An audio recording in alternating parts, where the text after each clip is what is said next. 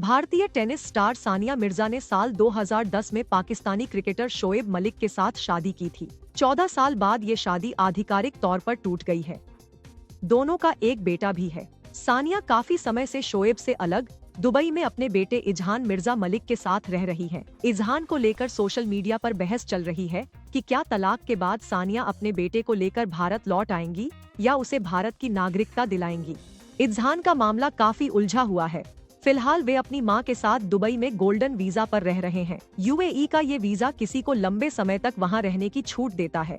सानिया ने पाकिस्तानी नागरिक से शादी के बाद भी भारत की सिटीजनशिप नहीं छोड़ी, बल्कि भारत के लिए ही खेलती रही।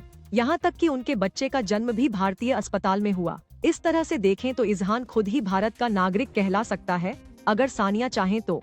इजहान के जन्म के बाद पाकिस्तान की खुफिया सर्विस फेडरल इन्वेस्टिगेशन एजेंसी ने कहा था कि बच्चा अगर भारतीय नागरिकता ले तो उसे पाकिस्तान का नागरिक नहीं माना जाएगा। बता दें कि पाकिस्तान में दोहरी नागरिकता रखने को कानूनी मान्यता है। बहुत से लोग 2 पासपोर्ट रखते हैं, जैसे एक पाकिस्तान और दूसरा किसी बड़े देश का।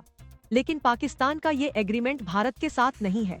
मतलब अगर कोई भारतीय नागरिक साथ में पाकिस्तानी पासपोर्ट भी रखना चाहे तो ये संभव नहीं है। अगर कोई इंडियन दूसरे देश का पासपोर्ट लेना चाहे तो इसके लिए उसे भारतीय नागरिकता छोड़नी होगी। यानी इजहान को अगर यहाँ का नागरिक माना जाए तो वो किसी और देश की नागरिकता नहीं ले सकता। उसके जन्म के बाद शोएब ने कहा था कि उनका बेटा न तो भारत का नागरिक होगा न पाकिस्तान का, तो शायद इससे उनका मतलब यूएई से रहा हो सकता है कि गोल्डन पासपोर्ट के अलावा इजहान को वहीं की स्थायी नागरिकता दिलवा दी जाए। फिलहाल ये स्पष्ट नहीं है कि बच्चे को कहां की नागरिकता दी जाएगी और उसके पेरेंट्स क्या सोच रहे हैं। 26 जनवरी 1950 के बाद भारत में जन्मा कोई भी व्यक्ति जन्म से भारतीय नागरिक है।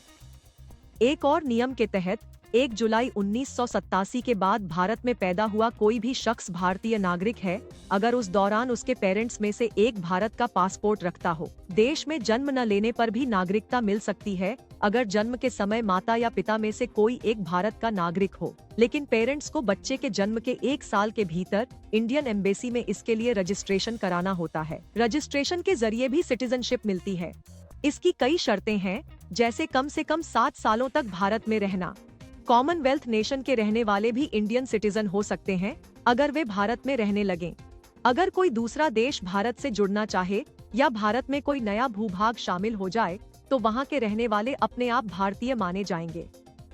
मसलन साल 1954 में पुडुचेरी का देश में विलय हो गया और वहां के रहने वाले भारतीय कहलाने लगे।